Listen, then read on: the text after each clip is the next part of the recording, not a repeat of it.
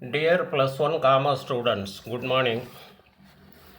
Let us continue the chapter 26, Export Import Trade Procedures. Today in this session, we will discuss import procedures. Import procedure. In the import procedure, in this session we shall discuss obtaining import license, trade inquiry, obtaining foreign exchange, placing an intent order, and opening letter of credit. Remaining will be discussed in the next session. Okay, we shall continue it. Import procedure.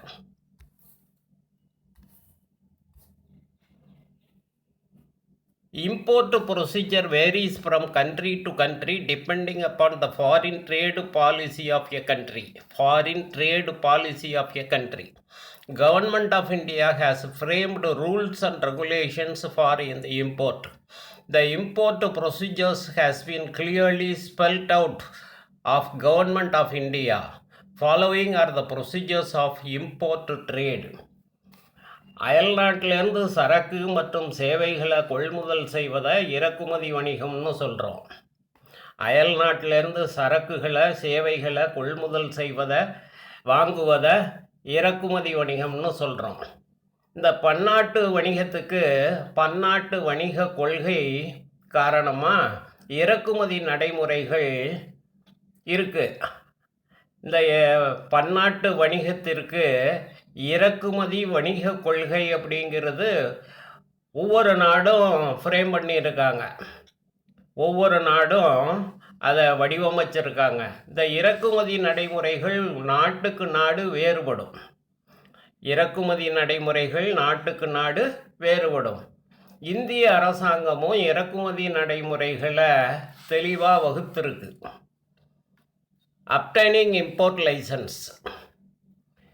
Importer has to secure the import and export code, import and export code IEC, from the Director General of Foreign Trade or its regional authority. The Indian Institute Classification Harmonized System classified the goods into three categories, namely restricted, canalized, and prohibited. Restricted, canalized, and prohibited.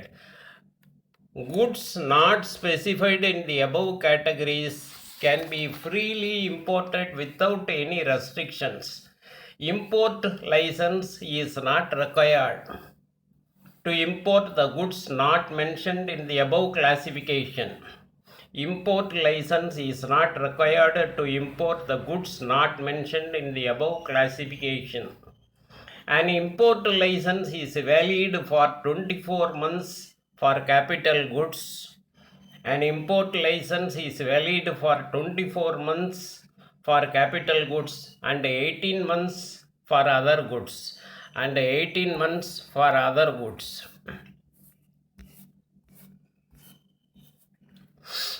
Importer has to submit the copy of IEC, import export code, to customs authorities at the time of clearance of goods. The second copy of IEC is used to obtain the foreign exchange from Reserve Bank of India.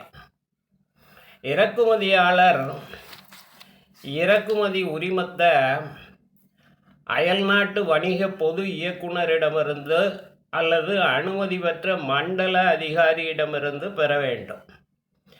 இறக்குமதி செய்யப்படும் பொருள்கள் கட்டுப்படுத்தப்பட்ட பொருள்கள் restricted goods, தடை செய்யப்பட்ட பொருள்கள் prohibited goods, அனுமதிக்கப்பட்ட பொருள்கள் கேனலைஸ்டு குட்ஸ் அப்படின்னு 3 வகையாக பிரிக்கிறாங்க.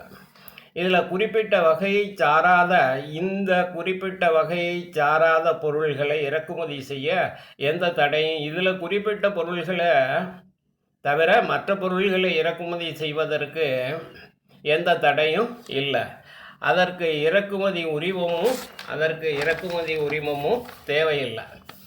இறக்குமதி உரிமம் மூலதன பொருள்களுக்கு 24 மாதங்களுக்கும் இறக்குமதி உரிமம் மூலதன பொருள்களுக்கு 24 மாதங்களுக்கும் மற்ற பொருள்களுக்கு 18 மாதங்களுக்கும் செல்லுபடியாகும்.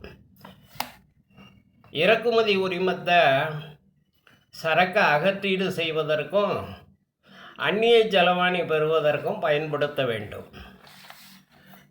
Next procedure, import procedure is trade enquiry. Having obtained the IEC import-export code, intending importer has to make enquiry from the exporter or his agents. Importer makes request by email or postal mail to supply the details given below. Specification of goods like size, design, quality, etc. Quantity of goods available. Price per unit.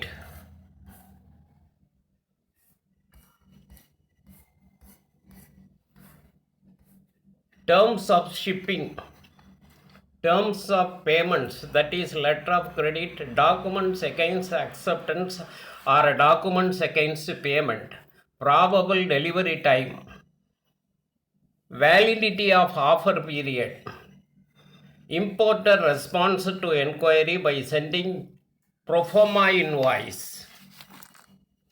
இறக்குமதி உரிமத்தை பெற்ற பிறகு ஏற்றுமதியாளர்கிட்டருந்தோ அல்லது அவரது முகவர்கிட்டருந்தோ வியாபார விசாரணையை மேற்கொள்ளணும். இறக்குமதியாளர் கடிதம் மூலமாகவோ அல்லது மின்னஞ்சல் மூலமாகவோ பல தகவல்களை தருமாறு கேட்பார்.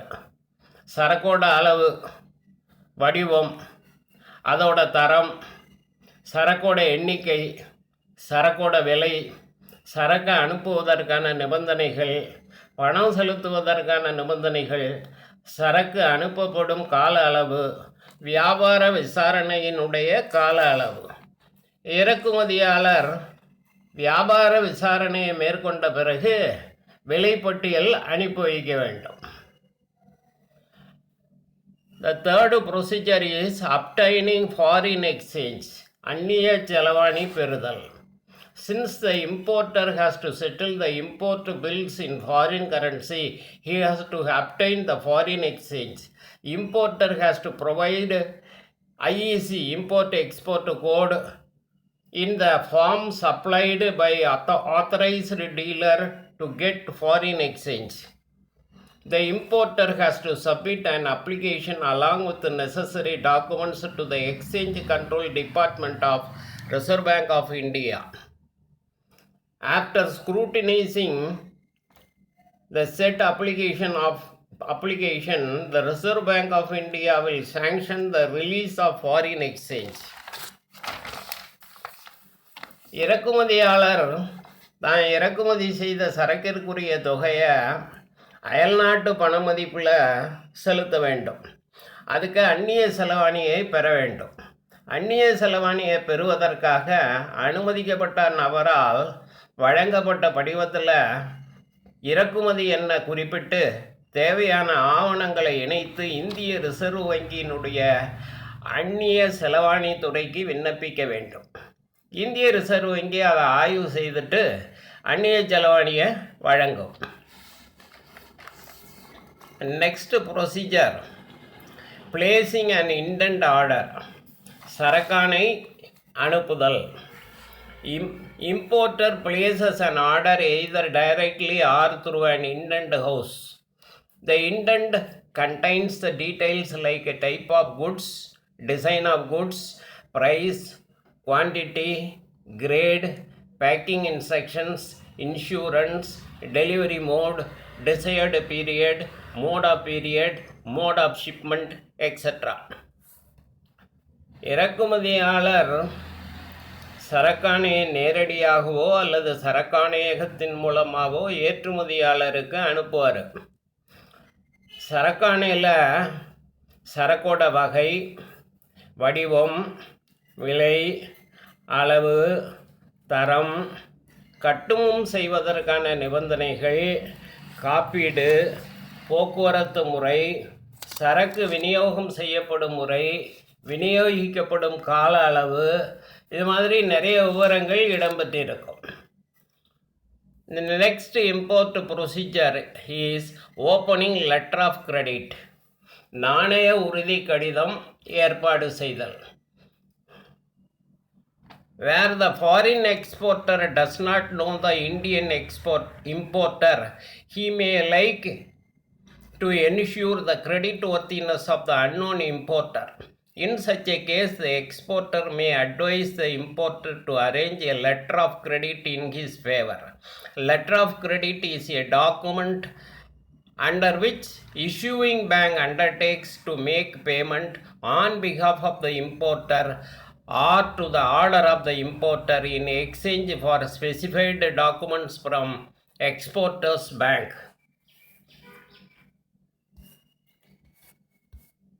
The letter of credit is issued only for financially sound importer. Exporter's bank eventually sends the documents to issuing bank, which releases the payment.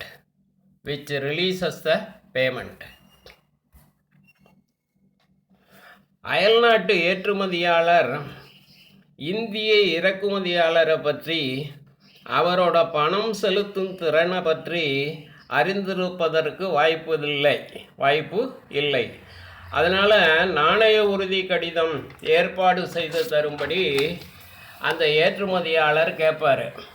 நாணய உறுதி கடிதம்ங்கிறது இறக்குமதியாளர் சார்பாக அவரோட வங்கி ஏற்றுமதியாளருக்கு செலுத்த வேண்டிய பணத்தை செலுத்திடுவாங்க. அல்லது ஏற்றுமதியாளரோட வங்கி அனைத்து ஆவணங்களையும் இணைத்து எழுதக்கூடிய மாற்று சீட்டிற்கு பணம் செலுத்தப்படும் அப்படிங்கிற உறுதிமொழி தாங்கிய ஒரு ஆவணம். அதை தான் நம்ம நாணய உறுதி கடிதம்னு சொல்கிறோம். நாணய உறுதி கடிதம் நல்ல நிதி நிலைமையுடைய இறக்குமதியாளருக்கு மட்டுமே வழங்கப்படும். Okay students, thank you.